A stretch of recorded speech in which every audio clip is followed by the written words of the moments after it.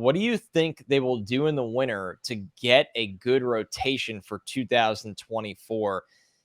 There's a lot of different paths here, Joe. What do you think? And also, I'm not entirely buying that Steve Cohen's not going to field a highly competitive team, by the way. They don't have to get Ohtani for it to be a success. But what are some pathways you like for the rotation this winter, whether it's free agency or trades?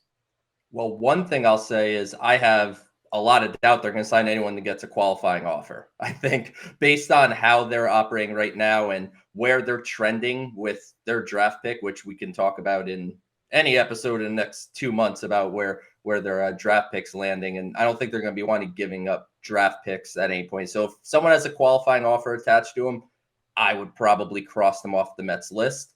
To me, the top name that I really, really would like them to pursue, just take Ohtani out of the conversation because that goes without saying, Yoshinobu Yamamoto.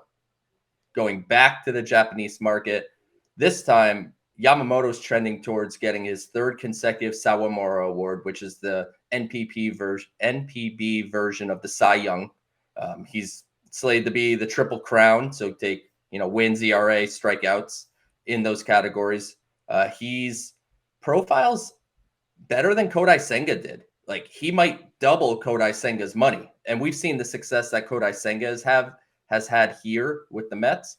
Yamamoto could be a guy that's looking at closer to $150 million on a long-term deal, because the big thing is he's 24 turning 25. So why he makes the most sense to me is, even if 2024 is that kind of gap year, bridge year, transition year, he's young enough that he's going to be entering his prime years when you're trying to make that big jump back to being World Series contenders, top of the line contenders. And there is obviously risk in investing so much in the Japanese market because it's not like they all succeed. But Yamamoto looks to be a pretty special pitcher that has a chance to be closer to a frontline starter in the U.S., whereas we kind of look at Senga, even though he's been great this year, as kind of a mid-rotation guy.